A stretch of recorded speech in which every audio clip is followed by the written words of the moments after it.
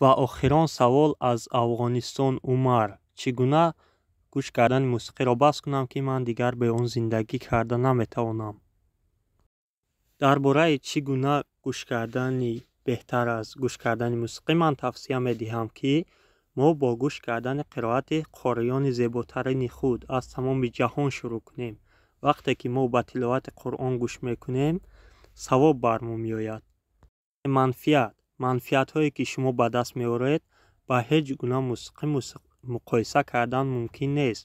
мусиқии рок, поп ва ҳама гуна мусиқии дигар, ман онҳоро намедонам, аммо агар шумо хондани Қуръони шайхро гӯш кунед, чтение Корана шейха Сауда Шурайма, например, или шейха Абдуррахмана Судаиси, или шейха Аль-Афаси, красивейшее чтение, шейха Курди, множество разных Қуръони зебо мехонам бо овозҳои гуногун.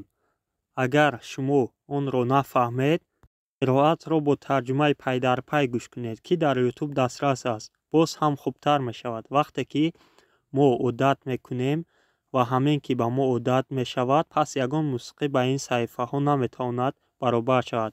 варианти дуюми ман ба шумо тавсия медиҳам, ки нашидҳо гӯш кунед, нашидҳои исломӣ, ки бе асбобҳои мусиқӣ иҷро мешаванд.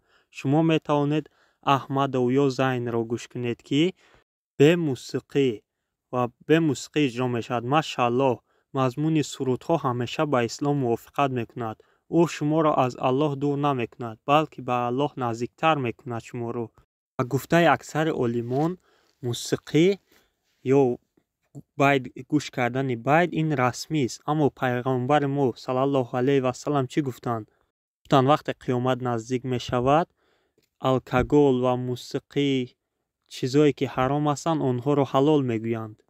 бигзор ин шуморо зуд аз гурез аз мусиқӣ наҷот диҳад ва ба гӯш кардани қироати Қуръон ё нашидҳои исломӣ, ки бидуни асбобҳои мусиқӣ иҷро мешаванд, ҳамроҳ шавед.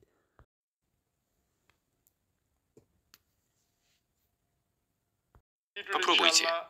И пусть это поскорее избавит вас, иншаллах, от музыки и приобщит вас к прослушиванию чтения Корана или же исламских нашид. бародаро, дар канали мо дар YouTube Тарҷумон ТВ обуна шавед ва аз видеоҳои нави мо бохабар бошед.